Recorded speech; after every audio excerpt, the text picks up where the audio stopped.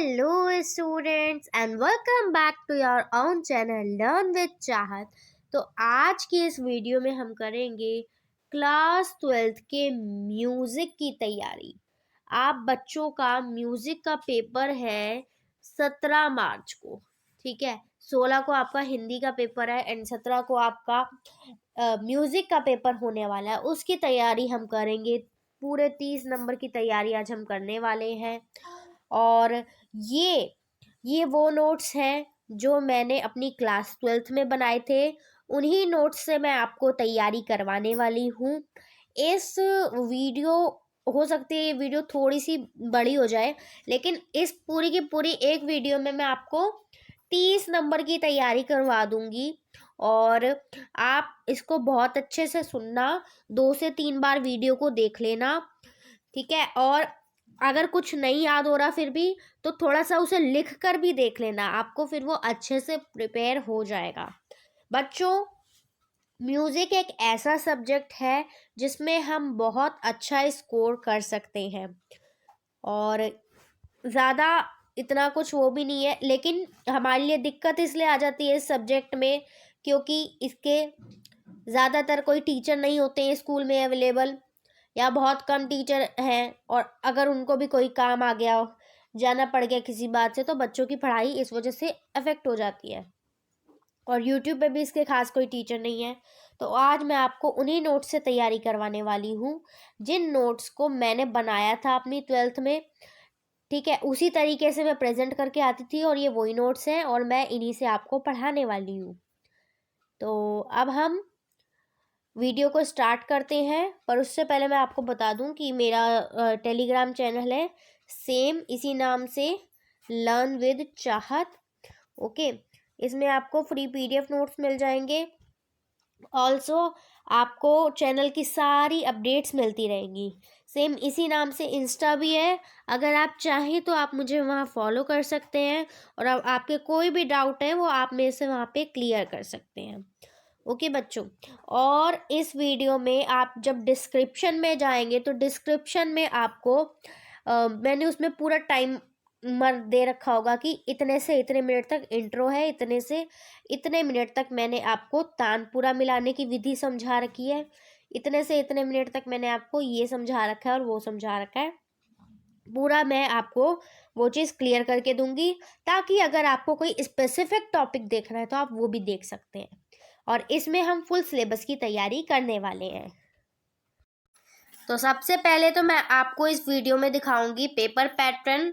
CBSE ने जो sample paper जारी किया है हिंदुस्तानी म्यूजिक वोकल का, उस हिसाब से मैं आपको पेपर पैटर्न समझा देती हूँ। 2 घंटे मिलेंगे आपको पेपर करने के लिए और 30 मार्क्स का आपका पेपर होगा। पेपर जो है वो 3 पार्ट्स में बटा रहेगा, सेक्शन ए, सेक्शन बी और सेक्शन सी, ठीक है। और सेक्शन ए में सारे एमसीक्यू होंगे 1-1 नंबर के, सेक्शन बी में 2-2 नंबर के 5 क्वेश्चन होंगे, ओके बच्चों। और उन सब में इंटरनल चॉइस दी रहेगी। और सेक्शन सी जो है वो 6 नंबर का 6 नंबर के उसमें 2 क्वेश्चन होंगे, यानी 12 नंबर का ये आपका सेक्शन नंबर सी रहेगा, जिसमें दोनों में ही इंटरनल चॉइस दी रहेगी। और जो सेक्शन सी है वो आपका सबसे मुश्किल सेक्शन होता है, बाकी सब तो इजी ही रहता है इसमें। तो ये आप देख लो, इस तरीके का आपका पेपर रहेगा। सीबीएसई की वेबसाइट पे मुझे हिंदी में पेपर नहीं मिला तो मैं इंग्लिश में ही ले आई, तो इसलिए मैं आपको पिछले साल का जो 2025 का पेपर हुआ था वो भी दिखा देती हूँ। देखो बच्चों, ये है 24-25 में, जो 2025 में बोर्ड एग्जाम हुआ था उसका ये म्यूजिक का पेपर है। आप सभी का एक ही सेट आता है इसमें, सेट नंबर 4, और यही पूरी क्लास में आपका बटेगा, सब बच्चों को यही पेपर मिलता है, ओके। इस तरीके का ये सारे जनरल इंस्ट्रक्शंस हैं। उसके बाद ये आपके एमसीक्यूज रहते हैं कुछ इस तरह के, आप चाहे तो वीडियो को पॉज करके प्रैक्टिस भी कर सकते हैं इसकी। ये है आपका 2025 का म्यूजिक का पेपर, 8 एमसीक्यू है, सेक्शन भी है, इसमें आपके 2-2 नंबर के 5 क्वेश्चन रहते हैं। उसके बाद आ जाता है आपका सेक्शन नंबर सी, जहाँ आपको केवल 2 प्रश्न करने होते हैं, वो 6 नंबर का एक होता है, 12 नंबर का ये टोटल होता है। आप देख सकते हैं। अब हम चलते हैं, अब हम करेंगे अपना सिलेबस कवर। सबसे पहले हम करेंगे तानपुरा मिलाने की विधि। आपने क्लास 11th में तानपुरा की संरचना के बारे में पढ़ा होगा, और तानपुरा जो है वो कुछ इस प्रकार का होता है। ओके, ये यहाँ पे अगर आप देखोगे तो ये पूरा का पूरा आपका तानपुरा है, जिसमें यहाँ ऊपर की साइड लगी होती है खूटियाँ। ये 4 खूटियाँ होती हैं, जिससे 4 तारे जो हैं वो बंधी रहती है। ओके बच्चों, इसको हम बोलते हैं तारा गहन। ये होता है डांड, और ये होती है 4 तारें। ये जो आप देख रहे हो इसको बोलते हैं हम तुम्बा, और यहाँ पे होती हैं पत्तियाँ जो कि सजावट के लिए होती हैं। इस पोर्शन को हम बोलते हैं गुलू, और ये जो पोर्शन आप देख रहे हो इसको हम बोलते हैं तबली। इसको हम धुड़च या ब्रिज भी बोलते हैं। ये तारों में आप देख सकते हो मनके हैं, और यहाँ जिनसे ये लगे रहते हैं ये होता है लंगोट। ओके, तो तानपुरा मिलाने की विधि मैं आपको बता देती हूँ। तानपुरा में 4 तारें होती हैं। पहली तार है वो मंद्र पा पर मिलाई जाती है, और जिन रागों में मंद्र पा वर्जित होता है तो मंद्र मा पे वो भी ना हो तो मंद्र नी पर मिलाई जाती है। जो दूसरी और तीसरी तार होती है वो मध्य सा पर मिलाई जाती है, और इसको हम जोड़ी की तार भी बोलते हैं। ओके बच्चों, जो चौथी तार होती है वो मिलाई जाती है मंद्र सा पे। ओके, अब हम इसको, मैंने आपको वैसे तो बता दिया है, अब हम थोड़ा इसको रीड कर लेते हैं। ठीक है, तो तानपुरा भारतीय शास्त्रीय संगीत का मुख्य आधार है, और इसका प्राचीन नाम क्या है बच्चों? तो तंबूरा इसका प्राचीन नाम है, और ऐसा माना जाता है कि इस वाद्य का आविष्कार, यानी कि ये जो म्यूजिकल इंस्ट्रूमेंट है तानपुरा, इसका आविष्कार तंबरू नामक गंधर्व ने किया था। कुछ लोग इसे इकतारा और इकतंत्री, जो अगेन कुछ म्यूजिकल इंस्ट्रूमेंट्स हैं, इन वाद्यों का विकसित रूप मानते हैं। कुछ लोग किसको? तानपुरा को इकतारा और इकतंत्री वाद्य का विकसित रूप मानते हैं। समय के साथ इस वाद्य का नाम तानपुरा पड़ गया, और प्रयोग देखें तो गायन व वादन में, गायन यानी कि जो गाते हैं, वादन यानी कि बजाना, जब म्यूजिकल इंस्ट्रूमेंट को बजाया जाता है, तो गायन व वादन में इस वाद्य का प्रयोग स्वर देने के लिए किया जाता है। किस लिए किया जाता है? तो स्वर देने के लिए किया जाता है। इस वाद्य की झंकार जो होती है वो गायक यानी कि गाने वाले और वादक जो बजाने वाला होता है, दोनों के ही दिलों को अंकृत करती है, खुश करती है। तानपुरे की संगति से गायक और वादक का सा पा या सा मा मुख्य स्वर प्रत्यक्ष रूप में सुनाई पड़ने लगते हैं, लेकिन परोक्ष रूप में अगर हम देखें, छुपे हुए रूप में, तो सातों स्वरों की उत्पत्ति हो रही होती है, जिसे हम क्या बोलते हैं? सहायक नाद बोलते हैं। अब आगे चलते हैं, हम तानपुरा मिलाने की विधि को देख लेते हैं। ओके, वैसे तो मैंने देखो आपको ऊपर समझा ही दिया तानपुरा मिलाने की विधि। यहाँ सबसे पहले मैंने आपको तानपुरा मिलाने की विधि ही समझाई है। अब ये हम लिखे हुए में भी देख लेते हैं। तो तानपुरा मिलाने की विधि भाई, तानपुरा की 4 तारें होती हैं। पहली तार को मंद्र पा, ठीक है, ये मंद्र पा हमें कैसे पता लग रहा है? ये पा के नीचे डॉट दे रखी है, ओके, जिससे हमें पता चल रहा है कि पा क्या है? मंद्र है, मंद्र पा है।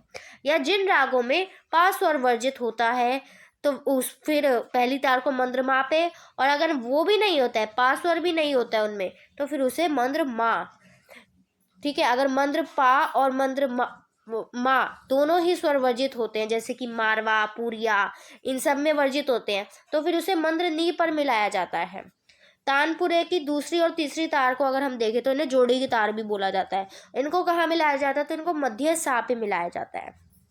चौथी तार को मंद्र सा से मिलाया जाता है। पुरुषों का तानपुरा, आप देखो पुरुषों का तानपुरा भी होता है और स्त्रियों का तानपुरा भी होता है। तो पुरुषों का तारा, चार चार तारे होती हैं तानपुरा में। पुरुषों के तानपुरे को पहली और चौथी तार जो होती है वो पीतल की होती है इसमें, और दूसरी और तीसरी तार इसमें लोहे की होती है। लेकिन अगर स्त्रियों के तानपुरे में हम डिफरेंस देखें तो क्या होता है, यहाँ पे पहली, दूसरी और तीसरी तार लोहे की होती है, जबकि जो चौथी तार होती है केवल वो पीतल की होती है। ओके, ये डिफरेंस था इसमें। अच्छी झंकार के लिए धागे को आगे पीछे करते हैं, तो भाई धागों का क्या रोल होता है उसमें, धागों को आगे पीछे करके हम अच्छी झंकार दे सकते हैं तानपुरे में। सूक्ष्म अंतर को ठीक करने के लिए मनकों का प्रयोग करते हैं। ओके, तानपुरे का ढांचा आप यहाँ से देख सकते हैं। वैसे ये जो है 11th क्लास का पार्ट है। ओके, हम इस पे इतना नहीं जाएंगे, आप पढ़ने को पढ़ सकते हो, ये नहीं पूछा जाएगा, ये 11th का था। ओके, ये आप आराम से पॉज करके पढ़ सकते हो अगर आप पढ़ना चाहो तो। अब हम रागों के समय सिद्धांत पर आ जाते हैं। ये भी आपका अगेन 2 नंबर का क्वेश्चन बन जाता है कि रागों का समय सिद्धांत क्या है। देखो बच्चों, जैसे आपका एक फिक्स टाइम होता है ना सोने का, कि आपको रात को सोना है और दिन में सारे काम करने हैं बाकी के, तो ऐसे ही रागों का भी समय सिद्धांत होता है, जिसमें रागों किसी एक पर्टिकुलर राग को गाने के लिए एक पर्टिकुलर समय निश्चित किया जाता है और वो उसी समय गाने पर आनंद देता है। तो अगर हम रागों का समय सिद्धांत देखें तो ये परंपरागत संस्कारों का परिणाम है और ये भारतीय संगीत की निजी विशेषता भी है। और राग जो है वो समय अनुसार गाए जाते हैं, ये मैंने आपको बता दिया। जैसे कि भैरव राग कब गाया जाता है, सुबह यानी प्रातः काल में। बालकोस रात को गाया जाता है। बसंत बहार कब गाया जाएगा, बसंत ऋतु में। मेघमल्हार वर्षा ऋतु में गाया जाएगा। सारंग जो है वो दोपहर के समय गाया जाएगा। और काफी कब गाया जाएगा, काफी राग होली में गाया जाएगा। तो इनके ना विशेष समय होते हैं और ये विशेष समय पे ही गाने होते हैं और तब ये आनंद देते हैं। तो ये देखो, ये आपके लिए मैं बना के लाई हूँ। इसको हम 6 पार्ट से समझेंगे, कौन कौन से होते हैं इसमें, कैसे समय निर्धारण होता है। तो देखो भाई, पहला होता है स्वर संयोग से समय निर्धारण। ओके, दूसरा होता है मध्यम के प्रयोग से समय निर्धारण किया जाता है रागों का। फिर वादी संवादी स्वर जो है उस आधार पर समय निर्धारण किया जाता है। पूर्वांग और उत्तरांग प्रबल राग उस आधार पे किया जाता है। ऋतुओं के आधार पर समय निर्धारण किया जाता है, जैसे अभी हमने ऊपर मेघ मल्हार और बसंत बहार पढ़े है ना। और गीत के अर्थ के आधार पर भी उसका समय निर्धारण किया जाता है। तो ये होते हैं मेनली। ओके, ये मेन होते हैं।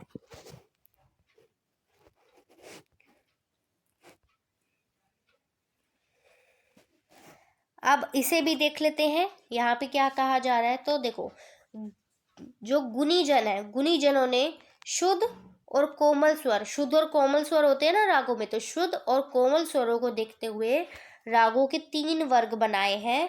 और कौन कौन से हैं वो, पहला तो कोमल रे और धा वाले राग। ओके, दूसरे हैं शुद्ध रे धा वाले राग और तीसरे हैं कोमल गानी वाले राग। ठीक है, ये 3 टाइप के राग गुरुजनों ने बताए हैं। कोमल रेधा वाले रागों को अब हम देखते हैं। तो कोमल रेधा वाले राग, ये राग सुबह और शाम को कब गाए जाएंगे, सुबह और शाम को 4 से 7 बजे तक गाए और बजाए जाते हैं, इसलिए इन्हें संधि प्रकाश राग भी कहते हैं। संधि प्रकाश राग कब गाए जाते हैं, सुबह और शाम को 4 से 7 बजे तक गाए जाते हैं। ये आपको ध्यान रखना है कि संधि प्रकाश रागों का समय क्या होता है। ठीक है, अब प्रातः संधि प्रकाश राग कौन सा होएगा, तो वो भैरव राग हो जाएगा, क्योंकि उसे सुबह 4 से 7 गाया जा रहा है। और सायंकालीन संधि प्रकाश राग कौन सा होएगा, तो वो हो जाएगा मारवा और पूर्वी। क्यों, क्योंकि इनका जो समय है वो शाम को 4 से 7 बजे तक का होता है। शुद्ध रेधा वाले राग को देखते हैं अब हम। तो शुद्ध रेधा वाले राग जो है ये राग सुबह और रात को 7 से 10 बजे तक गाए जाते हैं। ऊपर हमने क्या पढ़ा टाइम, 4 से 7 बजे तक। शुद्ध रेधा वाले राग कब गाए जाएंगे, 7 से 10 बजे तक। कब, सुबह और रात को। ओके, तो सुबह और रात को 7 से 10 बजे तक गाए जाते हैं शुद्ध रे धा वाले राग।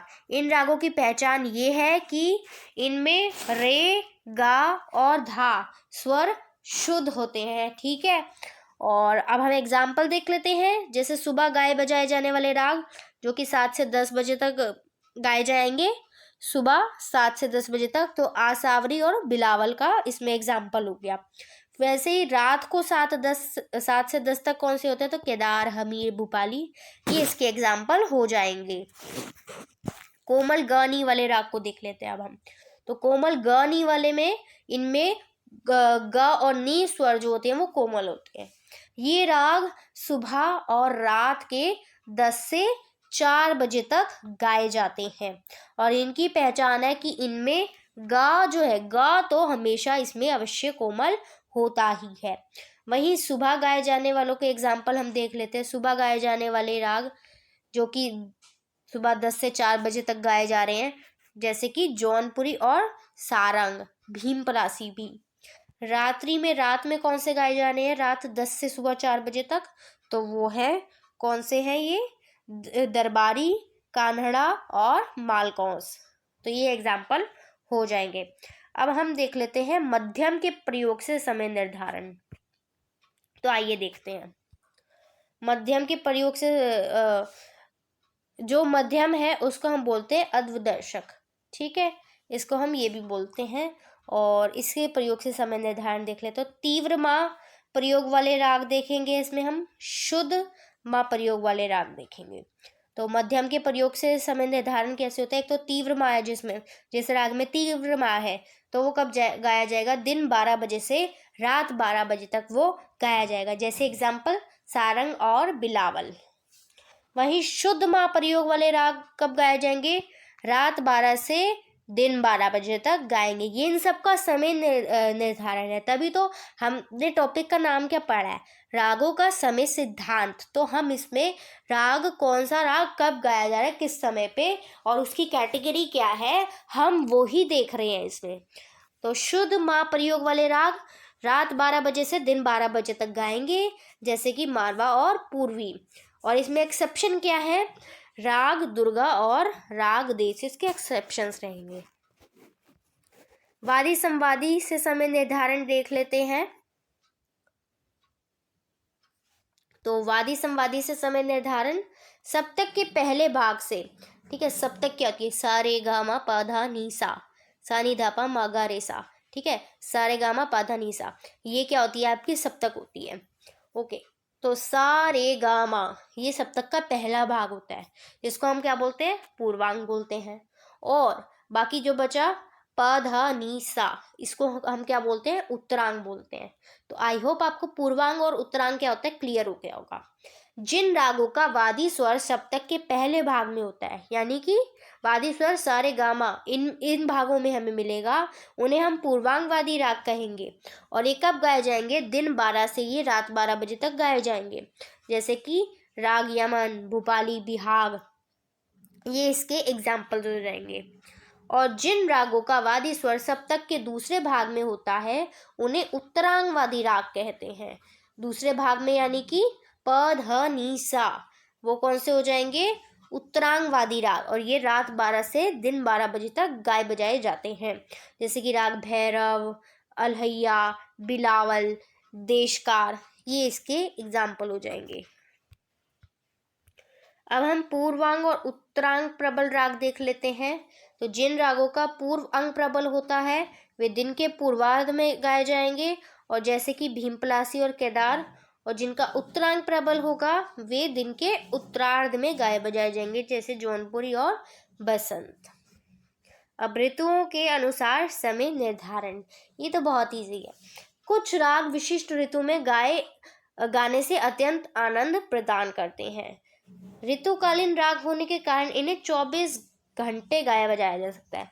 ओके, क्योंकि कोई विशेष ऋतु चल रही है, मान लो 3 महीने 6 महीने के लिए एक ऋतु चल रही है, तो आपको क्या करना है, वो आप 24 घंटे उसको गा सकते हो, क्योंकि ऋतु तो वो चल ही रही है ना, तो आप उस ऋतु का गाना गा सकते हो जो राग है।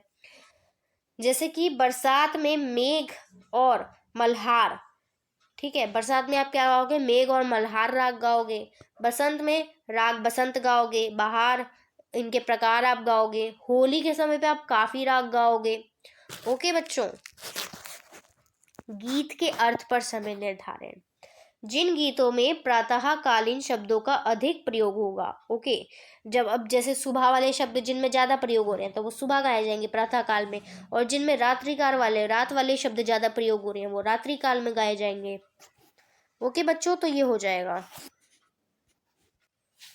अब हम आ गए हैं ताल पर। 3 तालें आपके सिलेबस में है, रूपक ताल, झप ताल और धमार ताल। पहले हम रूपक ताल को देखेंगे। मैं यहाँ पे सिर्फ 1 गुण लिख कर लाई हूँ, ठीक है। दुगुन और तिगुन और चौगुन लिखना भी बहुत आसान है। 1 गुण यानी कि जिसमें हम सिर्फ एक मात्रा को लिखेंगे, ठीक है। तो पहले यहाँ पे सबसे पहले तो आप मात्राएं शो करते हो, ये सारी मात्राएं हैं। ओके, तो रूपक ताल है 7 मात्राओं की ताल। ओके, इसको हम टेढ़ी चाल वाली ताल भी हम इसको बोलते हैं, रूपक ताल को। फिर यहाँ पे आप बोल लिखते हो एगुन, ठीक है, एगुन दुगुन तिगुन जो भी होता है, उसके सबसे नीचे फिर आप लिखते हो चिन्ह, ठीक है। तो ये जो रूपक ताल है, इसमें पहली मात्रा पर ताली होता है, या कभी कभी खाली भी होता है, ठीक है।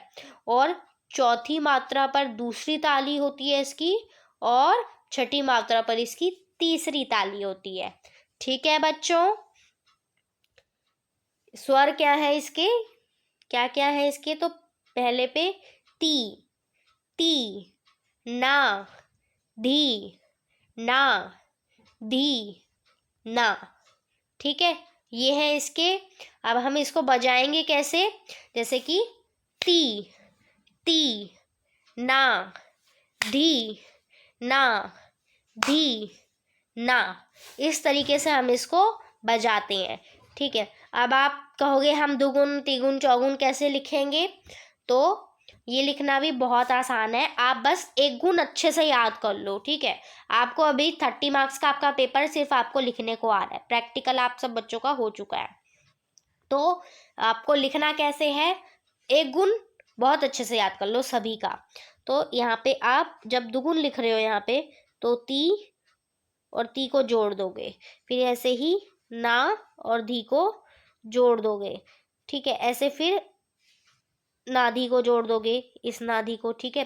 फिर उसके बाद ना ती आ जाएगा आपका, फिर उसके बाद ती ना, इन दोनों को जोड़ के, फिर धी ना, फिर धी ना, ठीक है। ऐसे 2 को हमको जोड़ के लिख देना है। तिगुन में हम 3 को जोड़ के लिख देंगे, चौगुन में हम 4 को जोड़ के लिख देंगे, है ना इजी। ओके, तो आप 1 गुण याद रख लो और चिन्ह याद रख लो अच्छे से, और कितनी मात्राएं हैं ये याद रख लो। सबसे पहले जब आपके पास ताल आएगी करने को, तो आपको पहले ताल का परिचय देना होता है, उसके बाद आपको ऐसे बॉक्स में ताल को लिखना होता है, ठीक है। ताल परिचय में आपको कुछ नहीं देना होता है, आपको बस ये बताना होता है इतने मात्राओं की ताल है और इसको इस नाम से भी जाना जाता है, ठीक है। और इसमें इतनी तालियां होती हैं और इतने खाली होते हैं। पहली मात्रा पर पहली ताली होती है, चौथी मात्रा पर दूसरी, और छठी मात्रा पर तीसरी ताली होती है। ऐसे आपको बता देना होता है, बस इतना लिखना होता है पेपर में, ये होता है आपका ताल का परिचय। और फिर ऐसे बॉक्स बना देना होता है, 1 गुण या 2 गुण तिगुन जितना पूछा होता है उतना लिखो, ठीक है, ओवर राइटिंग मत करो। अब झपताल, जो कि तबले पर बजने वाली बंद बोलों की ताल होती है, कौन सी होती है, झपताल, ठीक है। 10 मात्राओं की ये ताल होती है, इसमें 4 विभाग होते हैं, ठीक है। 4 पार्टीशन देख सकते हो ना आप, एक ये पार्टीशन है, एक ये और एक ये पार्टीशन आपको देखने को मिल रहा है, इसको हम बोलते हैं विभाग। ओके, तो पहले विभाग में 2 मात्राएं होते हैं, ठीक है। दूसरे विभाग में 3 मात्राएं, फिर तीसरे विभाग में 2 मात्राएं, चौथे विभाग में 3 मात्राएं होती हैं बच्चों। ओके, इसमें पहली मात्रा पर ताली होती है, तीसरी मात्रा पर दूसरी ताली होती है, छठी मात्रा पर इसमें खाली होती है और आठवीं मात्रा पर इस पे तीसरी ताली होती है। इस प्रकार इसमें 3 ताली और 1 खाली इसमें हो जाता है बच्चों। ठीक है, अब हम इसके बोल देख लेते हैं। एक गुण ही मैं लिख कर लाई हूं इसमें भी, तो एक गुण देखते हैं हम। धी ना, धी धी ना, टी ना, धी धी ना। ओके, तो आपको बोल समझ में आ गए। हम कैसे करेंगे इस पे? धी ना, धी धी ना, ती ना, धी धी ना, धीन। ओके, ऐसे हम करते हैं इसको। तो आपको जस्ट एक गुण याद करना है, इसमें दुगुन और तिगुन और चौगुन अपने आप ही बन जाते हैं इसमें। ठीक है, जैसे मैंने आपको ऊपर रूपक का बताया था, ऐसे ही आप झपताल का बनाइए। और ये आपको सुनकर याद हो जाएगा ताल, तो आपको सुनकर बिल्कुल याद नहीं होगी, कोई सी भी ताल याद नहीं होगी आपको सुनकर, ये लिख कर देखना पड़ेगा आपको। और आप चाहो तो लिख कर देख लो, याद कर लो इसे, नहीं तो फिर ऑप्शन में भी आते हैं सवाल, फिर आप ऑप्शन के उस पर आप डिपेंड हो सकते हो ऑप्शन पे फिर। लेकिन फिर ऐसा भी कोई क्वेश्चन आ सकता है जो आपको ना आए, तो वो आपको देख लेना है आपको क्या करना है। ठीक है, बाकी इसे तो लिख कर ही प्रैक्टिस करो तभी आएगा। अब हम देख लेते हैं धमार ताल को। तो भैया ये जो धमार ताल है, ये 14 मात्रा की ताल होती है।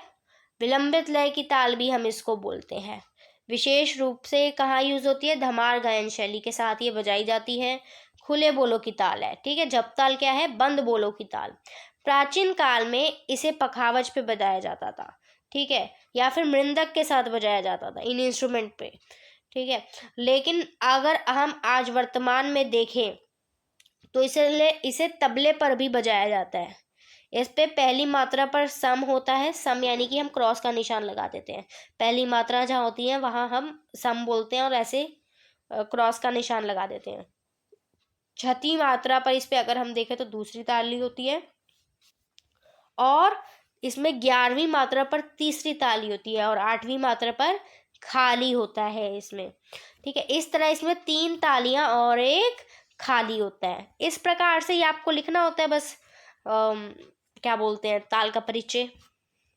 ये आप देख सकते हैं, ये 14 मात्राएं हैं, जिसमें अगर आप देखोगे तो 4 विभाग हैं, जिसमें पहले विभाग में 5 मात्राएं हैं, दूसरे में 2 मात्राएं, तीसरे में 3 मात्राएं और चौथे में 4 मात्राएं हैं बच्चों। अब हम देख लेते हैं, तो ये इसका आप देख लेते हो क, ये आप देख लो। ठीक है, पहले में 5, दूसरे में 2, तीसरे में 3 और चौथे में 4 है इसमें। तो क, धी, ट, धी, ता, ध, अ, ग, ती, टा, ती, ट, त, अ, ये इसके स्वर है। ओके, तो इसको हम कैसे बजाएंगे? क, धी, ट, धी, ता, ध, अ, ग, ती, टा, ती, टा, ता, आ, दिन। ठीक है, तो इस तरह से आपको ये बजाना होता है। ओके, अब हम, ये थी आपकी 3 तालें। अब हम राग पे चलते हैं। पहले हम देखेंगे राग मालकोंस को। ठीक है, रात्रि काल में गाया जाने वाला राग है ये। इससे रिलेटेड एक थोड़ी लाइन है, वो हम देख लेते हैं। नाम में है वादी संवादी। ओके, गधानी है कोमल, रे पा वर्जे मालगोस का बढ़ता नित्य मनोबल। ओके, तो इसमें हमें काफ़ी सारी चीज़ों के आंसर मिल गए हैं, जैसे कि नाम में है वादी संवादी, तो अगर आप यहाँ देखो तो इसके नाम में है माँ। ठीक है, यानी कि वादी स्वर क्या है? माँ। और संवादी क्या है इसमें? सा। ठीक है, तो नाम में वादी और संवादी हमें मिल जाते हैं। गधानी इसमें कोमल स्वर होते हैं। रे पा स्वर इसमें वर्जय वर्जित होते हैं। ओके, तो ये था ओवरऑल। अब हम देख लेते हैं इसमें ठाठ कौन सा होता है, तो भैरवी ठाठ होता है। कोमल इसमें गाधा नहीं होते हैं, बाकी सारे स्वर इसमें शुद्ध होते हैं। रे पा इसमें वर्जित होते हैं। गायन इसका समय होता है रात को गाते हैं, वो भी रात का तीसरा पहर इसका रहता है। जाति इसमें ऑडु वडु होती है। ठीक है, तो जाति आपको पता होगा, ऑडु वडु, औडव शाडव, ऐसे करके जातियां होती हैं। ठीक है, ऑडु वडु यानी कि आरोह में भी, चढ़ते क्रम में भी 5 स्वर होते हैं और उतरते क्रम में भी 5 स्वर होते हैं। आरोह, अवरोह और पकड़ देख लेते हैं इसके। तो आरोह है इसमें स ग म ध नि सा, ये इसका आरोह हो जाएगा। और अवरोह है इसका स नि ध म ग म ग सा। ठीक है, पकड़ में अगर आप देखोगे तो इसमें धा और नी है, मंद्र धा और नी है, स म ग म ग सा। ग म ग सा तो ये मालकोस की पहचान रहती है कि इसमें ग म ग सा बार बार आता है।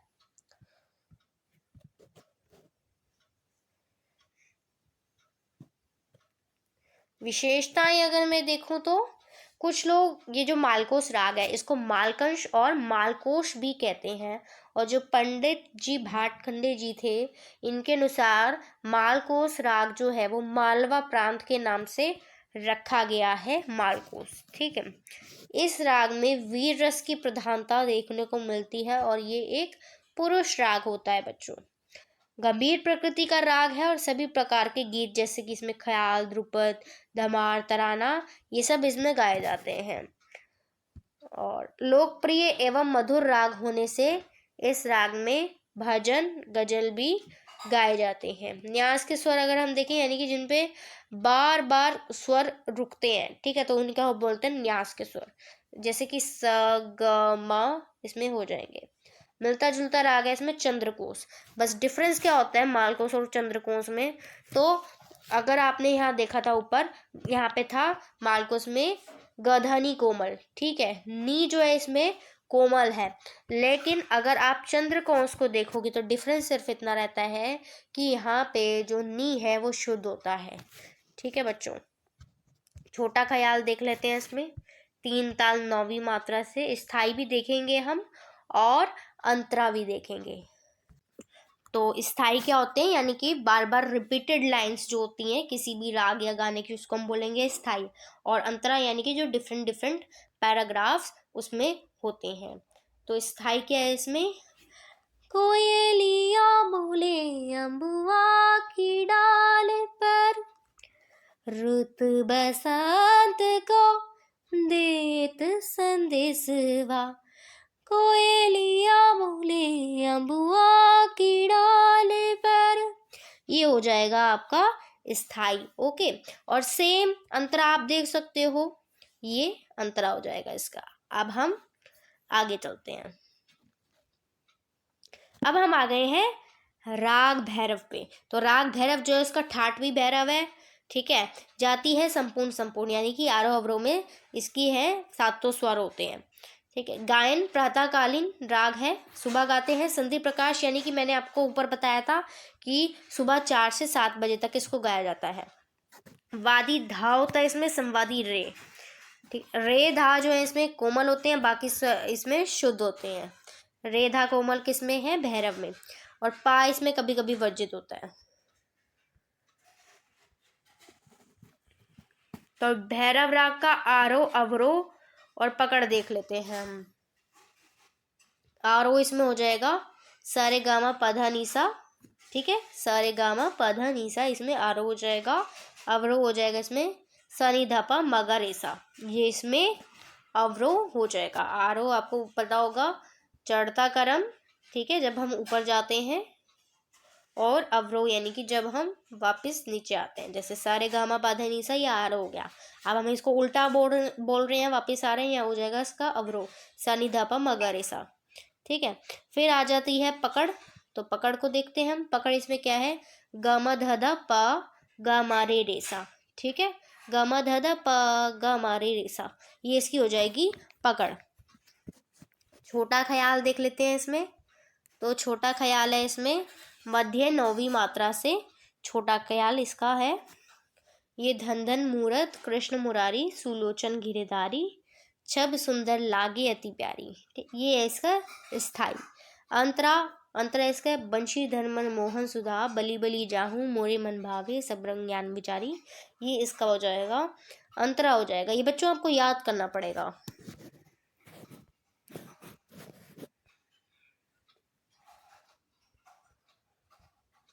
विशेषताएं, एक प्राचीन राग है और महादेव, ऐसा माना जाता है कि महादेव के मुंह से सबसे प्रथम जो है वो भैरव राग ही निकला था।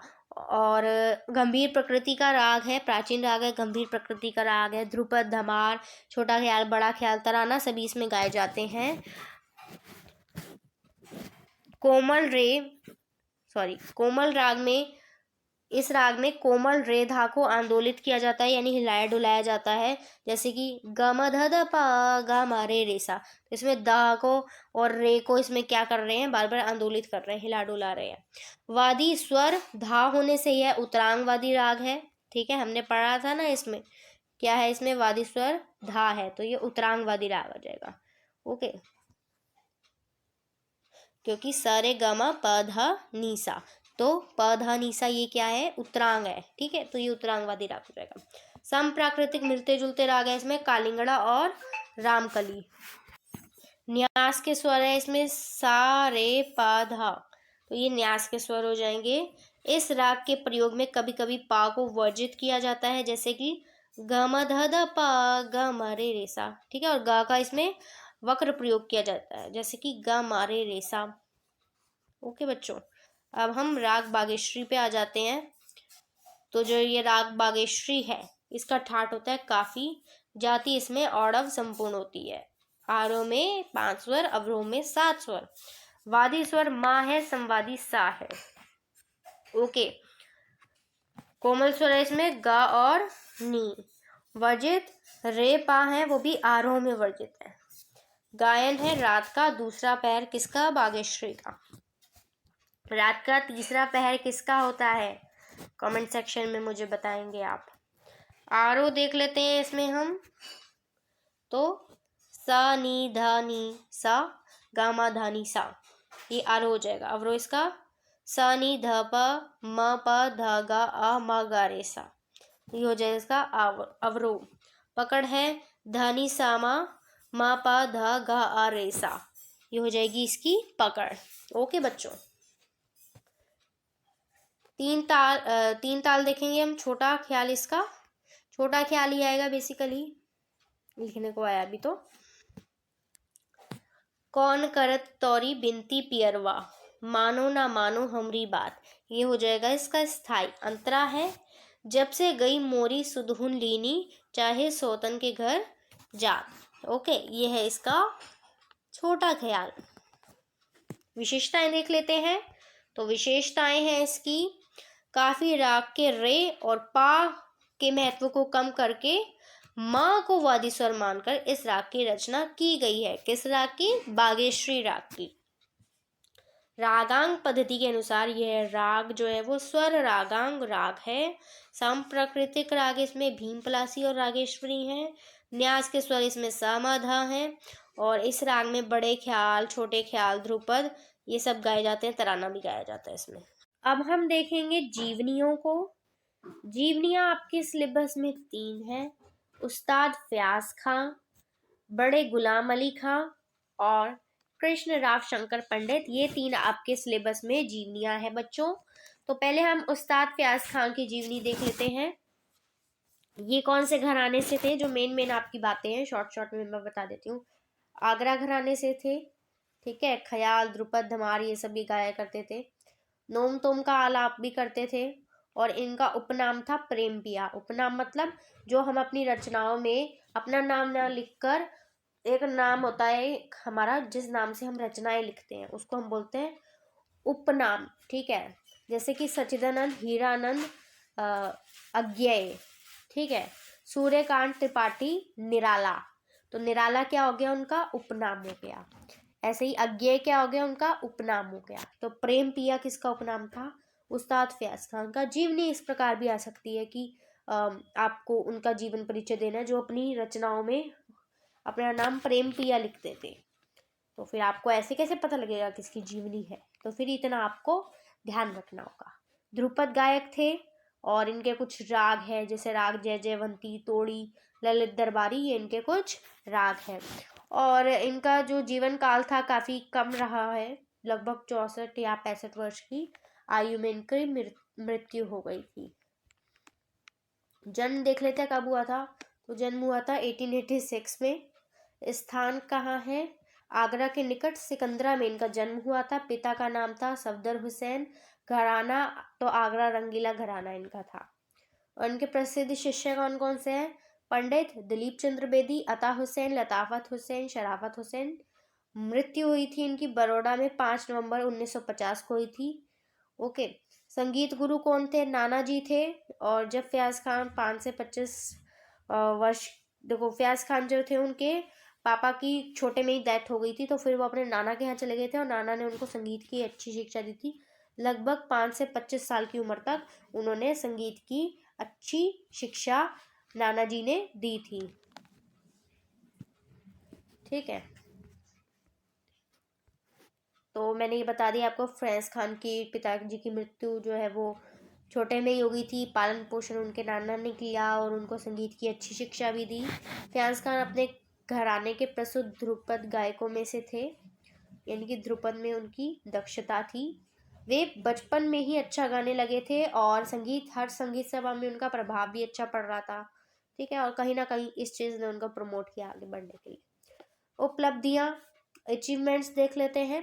देखो कोई भी जीवनी लिखोगे ना, उसमें मेन ये बातें तो डाल ही देना परिचय में कि इनका नाम क्या है, कब जन्म हुआ, कब मृत्यु हुई, कौन संगीत गुरु थे, ये सारे घराना क्या था, ये सारे तो आप परिचय में डाल दोगे।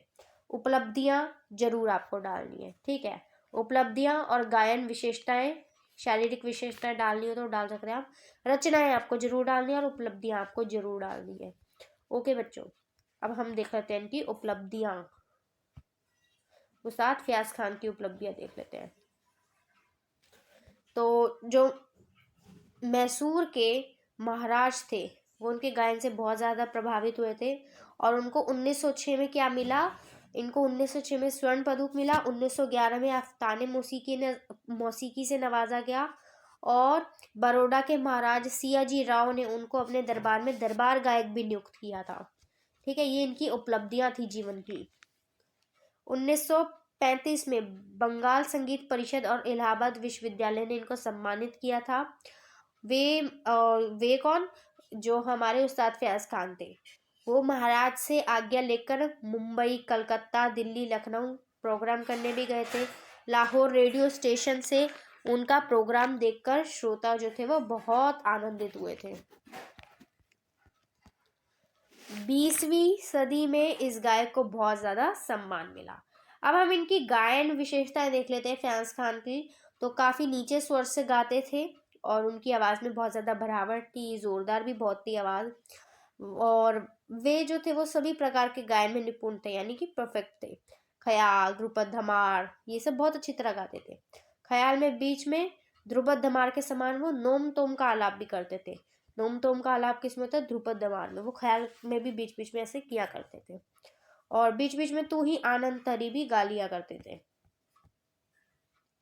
और कहीं से भी गला घुमा लिया करते थे और फिर कहीं भी बंदिश में मिलकर सम पर वो पहुंच जाते थे, यानी कि कहीं से भी शुरुआत कर दी और फिर जाकर उसको एंड पे ले आए। उनकी तानें बहुत सुंदर थी, स्पष्ट थी, तैयार होती थी, यानी बहुत अच्छा गाते थे। उनका राग गायन बहुत बढ़िया था और स्वर लगाने की जो विधि थी वो भी काफ़ी ज़्यादा अच्छी थी और वो आगरा घराने का प्रतिनिधित्व करती थी, पता चलता था ये आगरा घराने से है। शारीरिक विशेषताएं देखें तो जब फयाज खान स्टेज पे जाते थे तो ऐसा लगता था कि कोई पहलवान गायक आ गया हो। दूर से ही उनकी पहचान हो जाती थी क्योंकि कद काठी जो थी वो इस प्रकार की थी। 6 फुट का हाइट कद था, तंदुरुस्त भरा हुआ शरीर था, बड़ी बड़ी मूछें थी उनकी। तो ये उनकी शारीरिक विशेषताएं हो जाएंगी। रचनाएं हम देखते थे, एक अच्छे रचनाकार भी थे फयाज खान और उनकी रचनाओं में उनका नाम लिखते थे वो प्रेम पिया। और प्रिय राग कौन कौन से उनके, राग जय जयवंती, तोड़ी, ललित दरबारी और रामकली, ये सारे उनके प्रिय राग हैं। तो 5 नवंबर 1950 को ये रंगीले गायक जो थे इनकी मृत्यु हो जाती है और संगीत जगत जो है वो कभी भी फैज़ खान को नहीं बुला पाएगा। अब हम देख लेते हैं उस्ताद बड़े गुलाम अली खान की जीवनी देख लेते हैं। ठीक है, इनका उपनाम क्या था? तो सबरंग इनका उपनाम था। 20वीं सदी के थे ये भी। कानून नामक साज बजाते थे। ठीक है,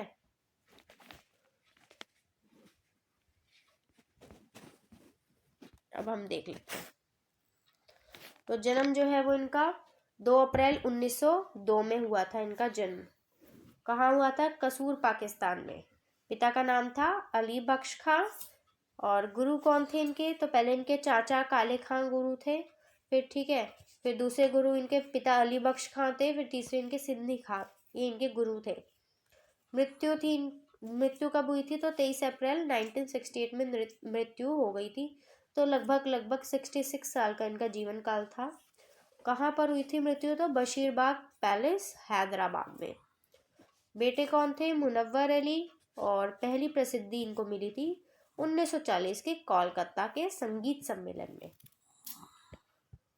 तो ये कह सकते हैं कि उनकी लाइफ का एक बहुत बड़ा टर्निंग पॉइंट बना था।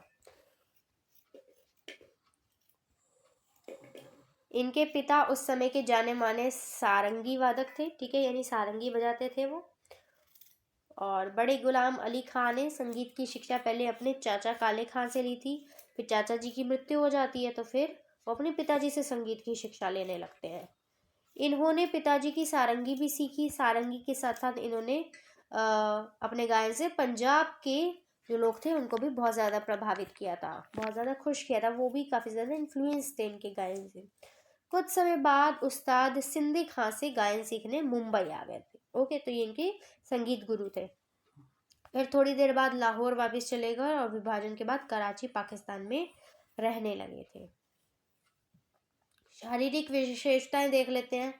तो ये भी शरीर से पहलवान दिखते थे, बंद मोरी का पजामा पहनते थे, काली टोपी लगाते थे, बड़ी बड़ी मूछें थी इनकी भी। गायन विशेषताएं देख लेते हैं अब हम। तो बड़े गुलाम अली खां रोज 20 घंटे रियाज करते थे। ठीक है, यानी कि बहुत सोते जागते उठते खाते पीते वो 20 घंटे रियाज करते थे, प्रैक्टिस बहुत ज़्यादा करते थे, इसलिए बहुत अच्छा गाते थे। वह कानून नामक साज बजाते थे। ओके, और अपना रियाज भी करते थे, इसी के साथ प्रैक्टिस करते थे। इन्होंने गायन में पंजाब अंग की ठुमड़ी को भी जोड़ा था और उनके गाने का तरीका साधारण और लयात्मक था। जैसे चाहते थे अपनी आवाज़ को घुमा लिया करते थे, यानी कि ये भी बहुत अच्छा गाते थे। जैसे हमने ऊपर उस्ताद जो हमारे थे फयाज खां उनके बारे में पढ़ा था, ऐसी बड़े गुलाम अली की खां का भी सिमिलर ही है। मुश्किल से मुश्किल स्वर समूह बड़ी ही आसानी से गा लिया करते थे। अब हम इनकी लाइफ की अचीवमेंट्स देख लेते हैं, उपलब्धियां। तो पहली प्रसिद्धि इन्हें 1940 के कोलकाता संगीत सम्मेलन में मिली थी। 1943 में 1943 में गया जी के संगीत सम्मेलन में बहुत प्रशंसा मिली। फिर 1944 में मुंबई, बिहार और बंगाल के संगीत सम्मेलनों में इनको प्रशंसा मिली। 1945 में महात्मा गांधी ने इनको प्रशंसा पत्र दिया था। फिर 1946 में आकाशवाणी में इनके प्रोग्राम प्रसारित होने लगे। Okay, again big achievement. फिर आयना बालम, तिरछी नजरिया के बाण, ये इनकी ठुमरियाँ बहुत ज़्यादा प्रसिद्ध हुई थी। इन्होंने तानसेन के रोल में भी गाकर खूब वाहवाही लूटी थी। तानसेन का भी रोल इन्होंने किया था। फिर 1962 में इन्होंने संगीत नाटक एकेडमी अवार्ड भी इनको मिलता है। 1962 में इन्हें पद्म भूषण से भी नवाजा गया, यानी कि जो बहुत बड़े बड़े अवार्ड्स होते हैं वो भी इनको मिले हुए थे। ओके जी, अब हम चलते हैं इनकी मृत्यु के ओर। तो 1960 में गुलाम अली खां को लकवा हो गया था, पैरालाइज हो गया था। फिर महाराष्ट्र सरकार ने उनकी 5,000 रुपये देकर मदद भी की थी। और ठीक होने के बाद वो भारत में कहीं भी संगीत प्रोग्राम होता था तो जाया करते थे। और इनके बेटे मुनव्वर अली भी इनकी सहायता करते थे गाने में, ठीक है, आने ले जाने में। और मृत्यु हो जाती है इनकी 23 अप्रैल 1968 को बशीरबाग पैलेस, हैदराबाद में। ओके, इनकी जो शागिर्द थी मालती गिलानी ने इनका संगीत जिंदा रखने के लिए क्या किया? बड़े गुलाम अली खां यादगार सभा बनवाई थी। ओके, इम्पोर्टेंट हो जाता है। और जो हर साल ठुमरी फेस्टिवल और समरंग उत्सव उच्च स्तर के प्रोग्राम करवाती थी। ठीक है जी। अब हम देखते हैं जीवन परिचय या जीवनी। कृष्णराव शंकर पंडित की जीवनी देख लेते हैं। ग्वालियर घराना के थे ये। ठीक है, गमक जमजमा तान खटका ये सब बजाते थे। तो अब हम चलते हैं। जन्म इनका हुआ था 26 जुलाई 1893 में। ग्वालियर में हुआ था। घराना था ग्वालियर। पिता का नाम था शंकर राव पंडित। ठीक है, तो इनके नाम के पीछे भी क्या जुड़ता है? कृष्णराव शंकर पंडित।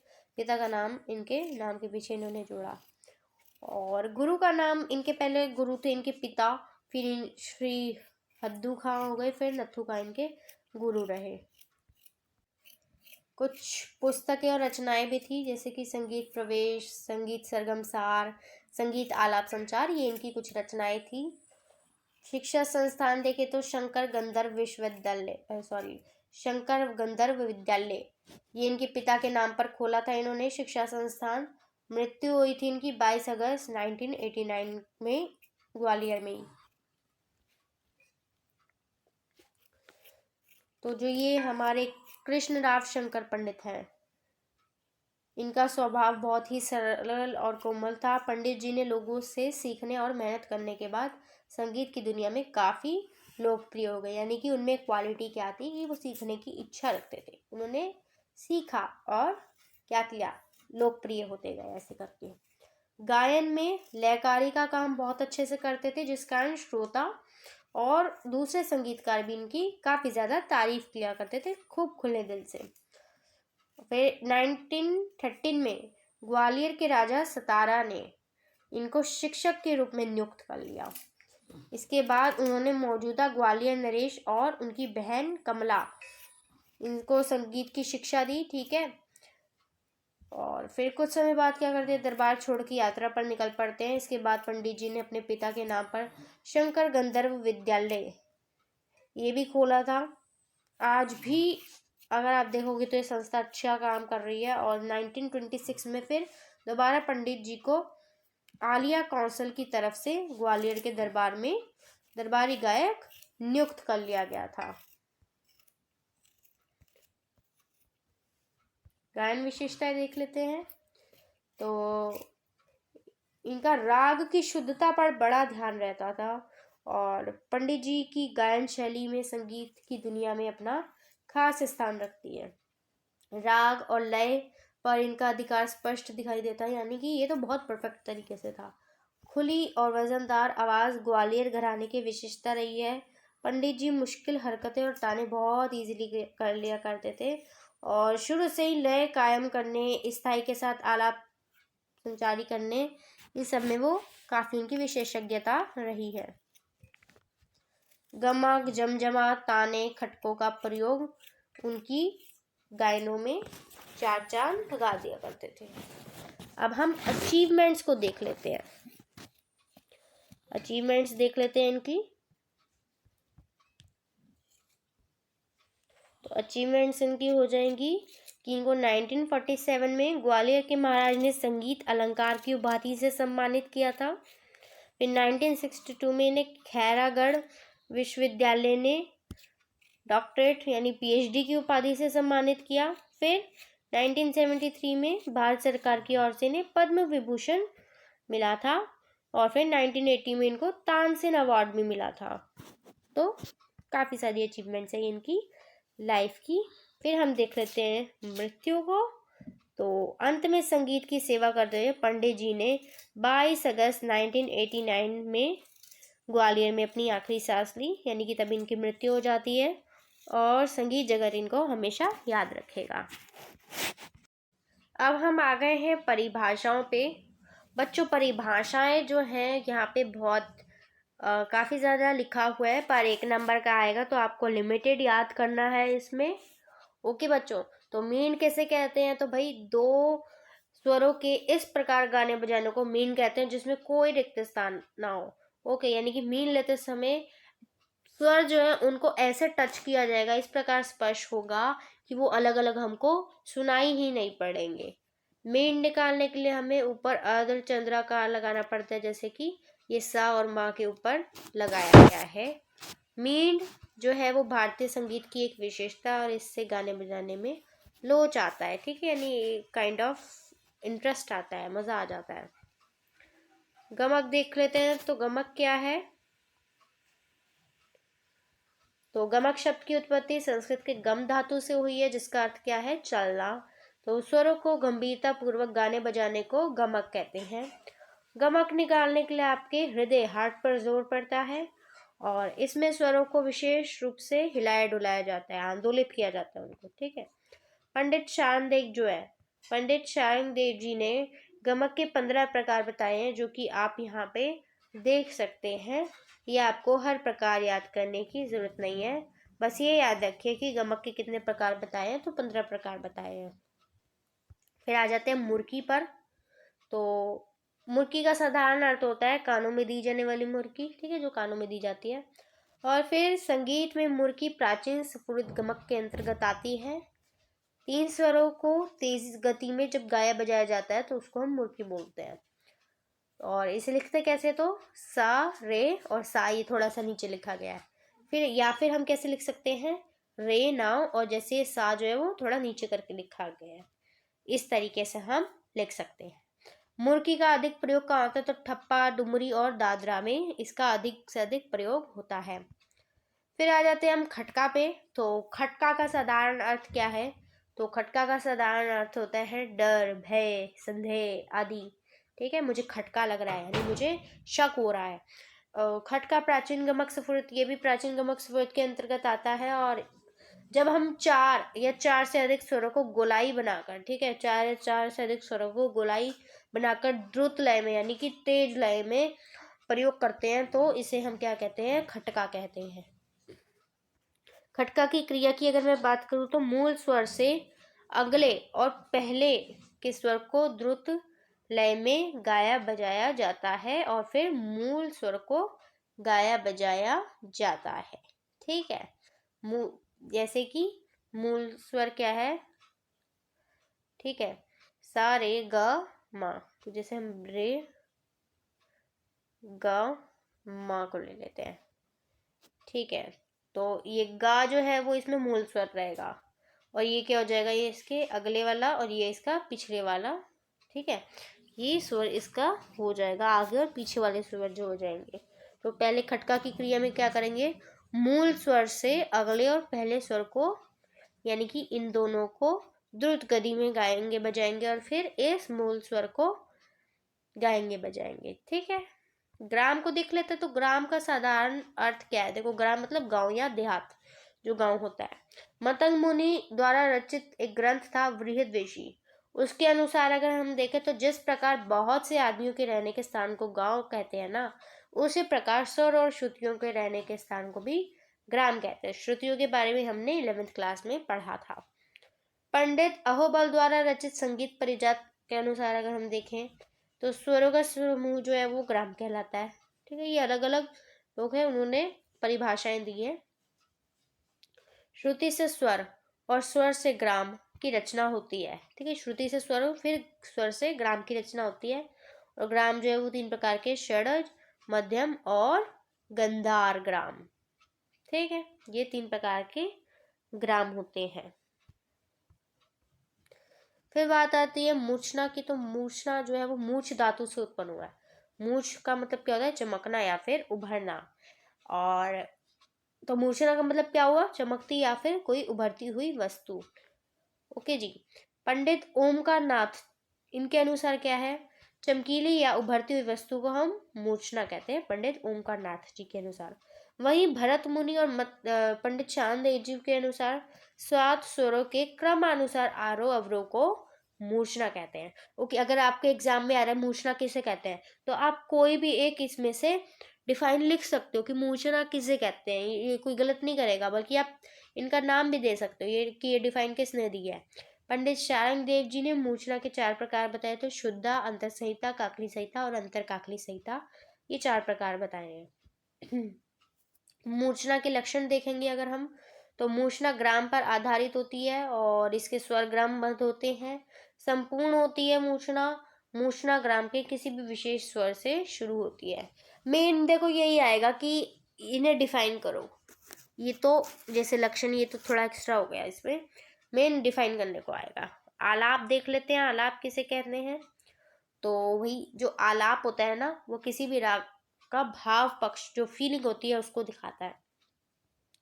जब हम स्वरों को विस्तार पूर्वक यानी कि लंबा करके जब हम उन्हें गाते बजाते हैं, स्लोली स्लोली जब हम करते हैं, तो वो क्या होता है, आलाप। ठीक है। और आलाप जो है वो राग का हमें संपूर्ण दर्शन करवाते हैं, और इसमें बड़ा ख्याल आलाप प्रधान होता है। और जबकि हम छोटे ख्याल की बात करें तो छोटा ख्याल जो होता है वो उसमें छोटे छोटे आलाप होते हैं। अब हम तान को देख लेते हैं। तो तान क्या होते हैं, वो ना तान कला पक्ष दिखाते हैं हमें किसी भी राग का। ठीक है। यानी उसमें क्या क्या सौंदर्य, क्या क्या ऐसी खूबियां हैं। तो स्वरों को द्रुत गति से यानी कि तेज गति से गाने व बजाने को हम तान कहते हैं। आलाप में स्लोता, यहाँ पे तेज गति है। जिस प्रकार आलाप किसी राग का भाव पक्ष दिखाते हैं, तो तान क्या करते हैं, कलात्मक पक्ष दिखाते हैं। इसकी गति जो है वो तेज होएगी, चपल होएगी। तानों में गायक और या फिर वादक वैचित्र्य उत्पन्न करेंगे, और ये सब जो है मेन ताने जो है वो दुगुन, तिगुन, चौगुन और अठगुन तक भी हो सकती है। और कई प्रकार हो सकते हैं इनके, जैसे अलंकारिक तान, सरल तान, सपाट तान, वक्र तान, छूटकी तान, मिश्र तान। और जब तान करने में गाने के शब्दों का प्रयोग किया जा रहा है तो उसको हम बोलेंगे बोल तान। ठीक है। कर्ण देख लेते हैं। कर्ण, ठीक है, कर्ण किसे कहते हैं। तो कर्ण अगर हम बात करें, कर्ण किसे कहते हैं, तो इसका साधारण अर्थ होता है तिनका, यानी कि तिनके जितना किसी भी स्वर का प्रयोग करना, किसी भी स्वर का तिनके जितना प्रयोग करना, तो वो क्या हो जाएगा, कर्ण। मुख्य स्वर के अगले या पिछले स्वर को मात्र स्पर्श करने को हम क्या बोलते हैं, कर्ण कहते हैं। इसलिए हम इसे स्पर्श स्वर या फिर ग्रेस नोट भी बोलते हैं। साज पर हाथ या फिर जब गला तैयार होता है तो ऐसे स्वर आराम से गाए बजाए जा सकते हैं। इस स्वर का जो प्रयोग है, इस स्वर का प्रयोग संगीतात्मक रचनाओं को सजाने और संवारने के लिए भी होता है। अब कर्ण जो है वो दो टाइप के हैं, पूर्ण लग्न और अनुलग्न कर्ण। ठीक है। तो पूर्ण लग्न जो है वो, इस कर्ण का प्रयोग मूल स्वर से पहले किया जाता है और इसको मूल स्वर के बाईं और लेफ्ट साइड में लिखा जाता है। ठीक है। जैसे कि मूल स्वर है इसमें गा और रे, इसके बाईं ओर लिखा गया है, थोड़ा ऊपर की साइड पे। ठीक है, देख सकते हो आप। ऐसे ही अनुलग्न में क्या होता है, इस वाले कर्ण का प्रयोग जो है वो मूल स्वर के बाद में किया जाता है, यानी कि राइट साइड में उसे लिखा जाता है। जैसे गा है मूल स्वर और ये माँ आप देखोगे थोड़ा सा ऊपर करके लिखा गया है। ओके। तो ये थी सारी आपकी परिभाषाएं। अब हमारे दो टॉपिक्स रह गए हैं, संगीत रत्नाकर और संगीत परिजात। संगीत रत्नाकर की अगर बात की जाए तो ये संगीत का प्राचीन एवं प्रसिद्ध ग्रंथ है और इसकी रचना की थी पंडित शारंगदेव जी ने। ठीक है, ये आपको ध्यान रखना है। और 13वीं सदी में की थी, कब की थी, 1210 में।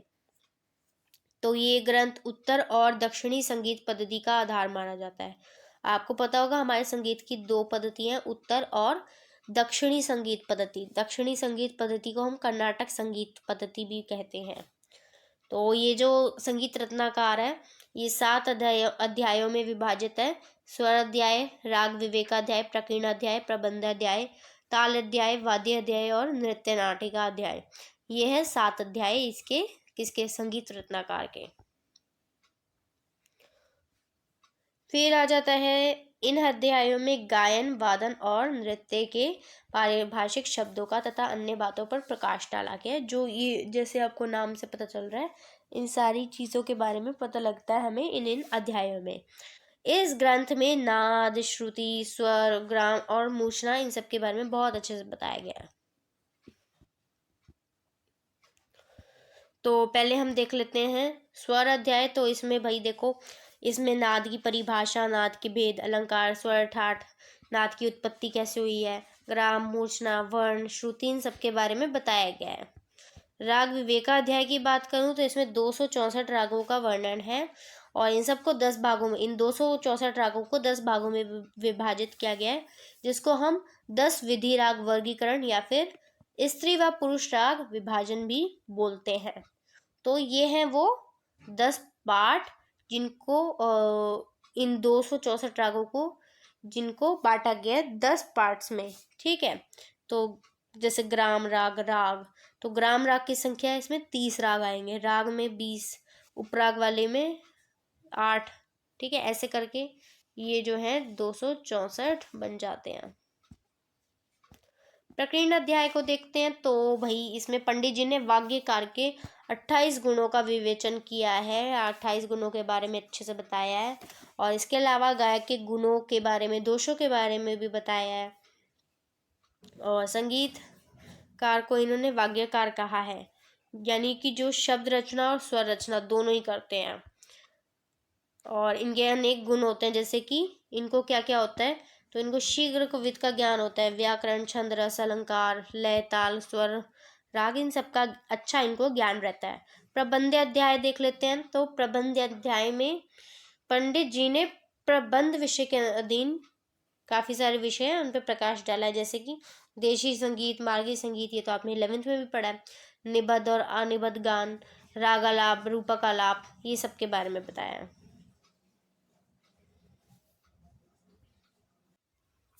ताल अध्याय को देखते हैं, तो ताल अध्याय में पंडित जी ने 2 प्रकार के ताल जो है, पंडित जी ने ताल के 2 प्रकार हमको बताए हैं, जैसे एक तो मार्गी ताल, एक देशी ताल।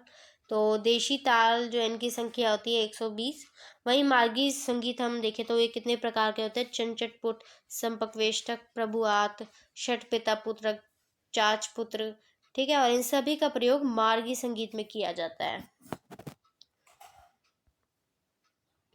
वाद्य अध्याय या वाद्य अध्याय, तो इसमें क्या है, इस अध्याय में पंडित जी ने सारे वाद्यों को 4 भागों में विभाजित किया है, कौन कौन से, और जो वाद्य दोष हैं उनके बारे में भी बताया गया है। तो हम देखते हैं कौन से वो 4 हैं। तो वाद्यों को 4 भागों में विभाजित किया, तत्, सुशीर, अवनद और घन वाद्य। तो तत् कौन से हैं, तारों वाले वाद्य, जैसे कि सितार, गिटार, सारंगी, वीणा, ये सारे जो है तत्वाद्य बोलते हैं हम इनको। सुशीर में जो हवा भरकर बजाए जाए, जैसे कि बांसुरीन में हवा भरनी पड़ती है ना, शहनाई, शनरत। फिर चमड़े का प्रयोग होता है जिनमें उनको अवनद वाद्य बोलेंगे, जैसे ढोलक, तबला, ढोल, डमरू, नगाड़ा, इन सब में चमड़े का प्रयोग हो रखा है, तो ये अवनद वाद्य हैं। फिर घन यानी कि जो धातु से बने वाद्य होते हैं, जिनमें जो सोनोरस होते हैं, आवाज आती है जिनमें, ठीक है, मेटल्स के टकराने की जो आपस में आवाज आती है, जैसे कि घंटी, मंजीरा, झांझ, खड़ताल, जल तरंग और प्लेट तरंग, ये सब हो जाएगा इसमें। फिर नृत्य अध्याय या नृत्य नाटिका अध्याय, तो नृत्य अध्याय में क्या है, इस अध्याय में नृत्य और नाटिका से संबंधित विषयों पर प्रकाश डाला गया है और नाट्य का महत्वपूर्ण अंग माना जाता है इसको, नाट्य यानी नाटक का। नाट्य में अभिनय के साथ साथ नृत्य, गायन और वादन के बारे में भी बताया गया, क्योंकि नाट्य में इन सब का इम्पोर्टेंट रोल होता है। अब हम चलेंगे आपके, देखो ये ना, जैसे स्वर अध्याय मैंने आपको पढ़ाया, तो उसमें नाद, श्रुति, इन सब की ब्रीफिंग दे रखी है, आप यहाँ से भी पढ़ सकते हो कि ग्राम, मूर्छना क्या है, वर्ण क्या है, इन सब की मैंने सब कुछ यहाँ बता रखा है। ओके, और ये आप अगर डिफाइन आती है तो आप उसमें भी लिख सकते हो। ओके बेटा जी, अलंकार क्या होता है इसमें बता रखा है, ठीक है। बाकी ये इतना नहीं पूछते, मेनली वही सारी आपकी परिभाषाएं हैं। अब हम चलते हैं संगीत परिजात पे। तो संगीत परिजात जो है ये 1650 में लिखा गया था और पंडित अहोबल द्वारा रचित है। वो जो संगीत रत्नाकर है वो क्या है, शारंग देव जी द्वारा रचित है, ये पंडित अहोबल द्वारा रचित है। और फारसी में अनुवाद इसका किसने किया, तो पंडित दीनानाथ जी ने किया है। इसमें टोटल 8 अध्याय हैं, लेकिन उसमें कितने थे, उसमें 7 थे, इसमें 8 हैं। और अपने समय का महान ग्रंथ है। 500 के आसपास इसमें श्लोक हैं और इसकी शुरुआत होती है मंगलाचरणम से।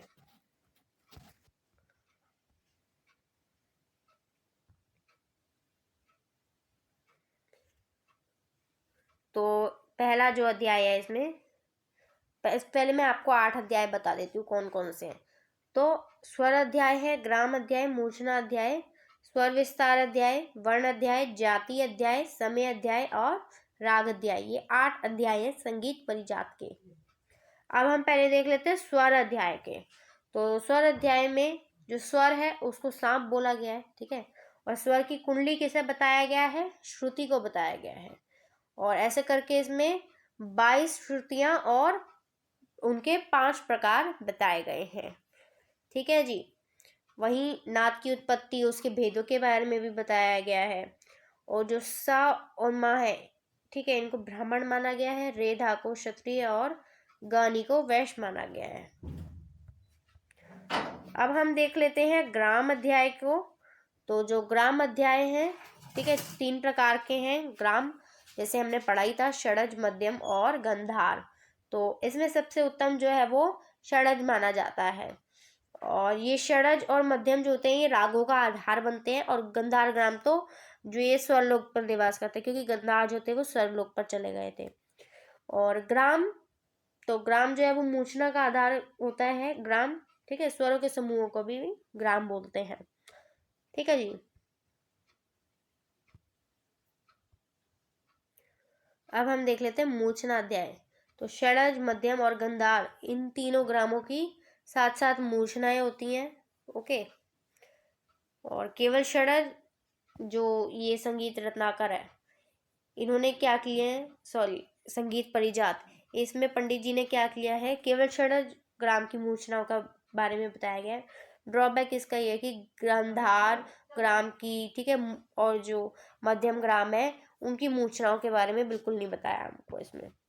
मूर्छना ग्राम पर आश्रित होती है, ऊपर भी पढ़ लिया हमने। और ग्राम के सुरों का आरोह अवरोह मूर्छना कहलाता है, ठीक है। स्वर विस्तार अध्याय को देख लेते हैं। तो स्वर क्या है? जो आवाज अपने आप में सुशोभित हो, यानी अच्छी हो, स्थिर हो और गूंजदार हो, उसी को हम क्या बोलेंगे? स्वर बोलते हैं, ओके। 7 स्वर कौन कौन से? षडज, ऋषभ, गंधार, मध्यम, पंचम, धैवत और निषाद, यानी कि स रे ग म प ध नि सा।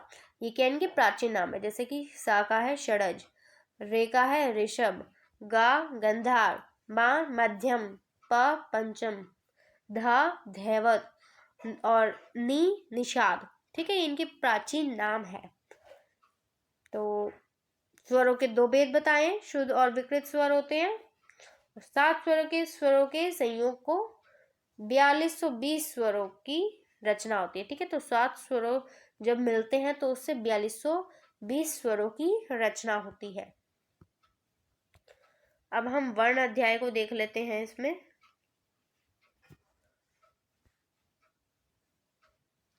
तो वर्ण अध्याय में वर्ण क्या है? गायन की क्रिया है, ठीक है। और इसमें 4 प्रकार के वर्ण बताए हैं, स्थाई, आरोही, अवरोही और संचारी, ठीक है। अब हम अलंकार को देख लेते हैं इसी में। तो क्रम अनुसार स्वरों के समुदाय को अलंकार कहते हैं। क्या? क्रम अनुसार स्वरों के समुदाय को अलंकार कहते हैं। और अलंकार से राग बजाए जाते हैं, ठीक है।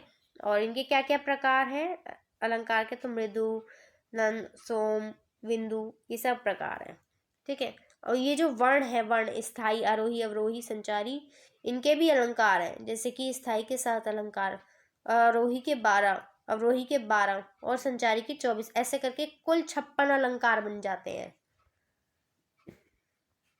जाति अध्याय को देख लेते हैं। तो जाति अध्याय जो है इसमें शुद्ध जातियां बताई गई हैं, ठीक है। जैसे षडजा, ऋषभी, गंधारी, मध्यमा, पंचमी, धैवती और निषादी, ठीक है। ये जातियां बताई गई हैं। कंपित, स्फुरित, गमफित, गमकों के बारे में भी इसमें बताया गया है, किसमें? जाति अध्याय में। समय अध्याय में बेसिकली जो रागों का समय है उसके बारे में बताया गया है, जैसे कि रामकली तोड़ी का गायन समय जो है वो दिन का पहला पहर है, ठीक है। भैरवी, मुखारी हर समय गाए जा सकते हैं, तो समय के बारे में बताया गया है। अब हम राग अध्याय को देख लेते हैं। तो राग तो बहुत समय से गाए जाते हैं, पर जो पंडित जी है बोलते हैं कि मैंने रागों को ही मान्य किया है। ठाटों का उल्लेख तो करते हैं, लेकिन ठाटों के अंतर्गत रागों को नहीं रखते। जैसे कि हम बोलते हैं ना, इस राग की उत्पत्ति इस ठाट से हुई है, तो ठाटों को बोलते हैं कि राग जो है ठाटों के अंदर नहीं आते हैं। फिर आरोही, अवरोही, ग्रह, अंश, मूर्छना आदि इन सब के बारे में भी बताते हैं। तो ये पंडित जी की अनमोल भेंट है संगीत जगत को, और संगीत जगत कभी पंडित जी को भुला नहीं सकता। स्टूडेंट्स, आपके पेपर में 6 नंबर के 2 क्वेश्चन आएंगे, जिसमें से आपको धमार लिपि, ठीक है, धमार ताल की धमार लिपि लिखने को बोला जा सकता है, ठीक है, या फिर आपसे तराना भी लिखने को बोला जा सकता है। तो इस प्रकार ये लिखा जाता है, आप ये देख लेंगे, ठीक है। मात्राएं जितनी है वो आप लिख देंगे, ताली खाली किस पे है वो बता देंगे, स्थाई लिख देंगे, ओके, फिर अंतरा लिख देंगे। इस प्रकार आपको लिखना होगा। और ये ध्यान में रखना है, जब आप 2-2 या 3-3 या 4-4 मात्रा का ग्रुप बना रहे हो, ठीक है, चाहे 2 का ही बना रहे हो आप ग्रुप, तो आपको क्या करना है, ऐसे चंदा लगाना होता है। ये इसको चंदा बोलते हैं, ओके, इसको चंदा बोलते हैं। ये जो ऐसे करके लगाया गया ना, इसको चंदा बोलते हैं,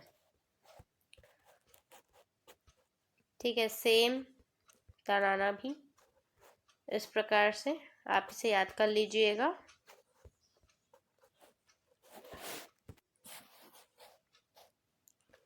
विद दिस स्टूडेंट्स, हमारी ये वीडियो एंड हो जाती है। एंड वीडियो कैसी लगी आप लोग मुझे कमेंट सेक्शन में ज़रूर बताइएगा। अगर वीडियो आपको अच्छी लगी हो तो आप वीडियो को लाइक कर दीजिएगा, चैनल को आप सब्सक्राइब भी कर देना और बेल आइकन को भी दबा देना। इस वीडियो को अपने दोस्तों यारों के साथ आप ज़्यादा से ज़्यादा शेयर कर दीजिएगा, क्योंकि आपकी तरह और भी कई सारे बच्चे ऐसे होंगे जिसको म्यूज़िक की सब्जेक्ट की वीडियो की ज़रूरत होगी, ओके। तो इसको ज़्यादा से ज़्यादा शेयर कर देना। तब तक के लिए take care and bye bye.